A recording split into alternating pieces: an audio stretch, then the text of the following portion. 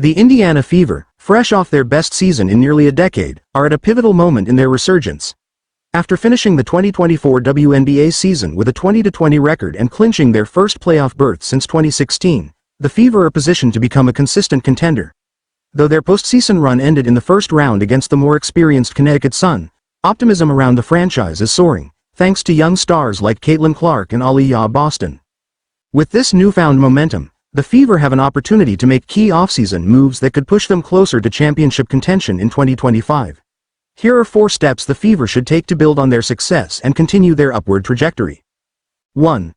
Retain Kelsey Mitchell. Keeping Kelsey Mitchell should be the Fever's top priority. Mitchell, who has been a cornerstone of the franchise since being drafted in 2018, just completed her 7th season with Indiana. She's been with the team through some of their darkest times, and now, as they emerge as a playoff-caliber squad, Mitchell's scoring prowess is more crucial than ever. In 2024, Mitchell averaged 19.2 points per game, making her the second leading scorer on the team by just 2 points. She was instrumental in keeping the Fever competitive, especially after the Olympic break, where she scored 20 or more points in 7 consecutive games.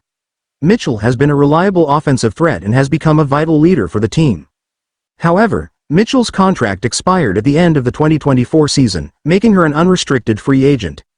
While she has not publicly committed to staying in Indiana, the Fever have a significant advantage in retaining her. They can offer her a supermax contract, just under $250,000 annually, and can also use the WNBA's core player designation, which would give them exclusive negotiating rights for 2 years. Given the team's salary flexibility and Mitchell's importance, the Fever should pull out all the stops to keep her in Indianapolis. Though the 2025 season is the last year under the current collective bargaining agreement, CBA, and many players, including Mitchell, are reluctant to sign long-term deals until the new CBA is in place. The Fever should still aim to secure her for at least 1 more year.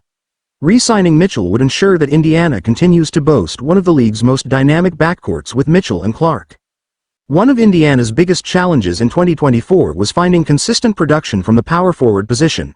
Nalissa Smith, who started most games, provided offensive firepower but struggled defensively, leading to a decline in her minutes as the season progressed. The Fever also had Temi Fagbenell, a solid defensive player, but injuries limited her availability. She missed nearly half the season with shoulder, thumb, and foot issues. The Fever need stability at the forward to compete with top-tier teams. Fagbenell, a restricted free agent, could be a strong candidate to re-sign if she can stay healthy. But Indiana should also explore the free agent market to upgrade this critical position. One intriguing option is Natasha Howard, a former Fever draft pick who has since evolved into one of the league's top power forwards. Howard, the 2019 WNBA Defensive Player of the Year, has won 3 championships and is known for her two-way play. In 2024, she averaged 17.6 points and 6.7 rebounds per game for the Dallas Wings, despite missing 6 weeks due to injury. Howard, 33, has announced her departure from Dallas and is an unrestricted free agent. Adding her to the roster would not only address the Fever's need for a consistent power forward but also provide a significant boost to their defense. Other potential targets include Seattle Storm free agents Nneka Ogwumika and Gabby Williams. Ogwumika, the 2016 WNBA MVP, has been a stalwart in the league for years and averaged 16.7 points and 7.6 rebounds in 2024.